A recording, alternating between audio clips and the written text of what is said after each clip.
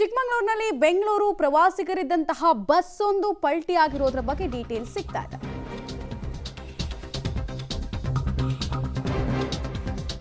ರಸ್ತೆ ತಿರುವಿನಲ್ಲಿ ಚಾಲಕನ ನಿಯಂತ್ರಣ ತಪ್ಪಿದ ಪರಿಣಾಮ ಬಸ್ ಪಲ್ಟಿ ಆಗಿದೆ. ಕಳಸಾ ತಾಲೂಕಿನ ಕಲ್ಮಕ್ಕಿ ಕಂಚಿಗಾನೆ ಬಳಿ ಈ ಘಟನೆ ಆಗಿದೆ. 45ಕ್ಕೂ ಹೆಚ್ಚು ಪ್ರವಾಸಿಗರು ಈ ಬಸ್ನಲ್ಲಿ ಇದ್ರಂತೆ. ಈ ವೇಳೆ ಇಬ್ಬರು ಪ್ರವಾಸಿಗರಿಗೆ ಗಂಭೀರವಾದಂತಹ ಗಾಯಗಳಾಗಿದೆ ಅನ್ನೋದರ ಮಾಹಿತಿ ಲಭ್ಯ ಆಗ್ತಾ ಇದೆ.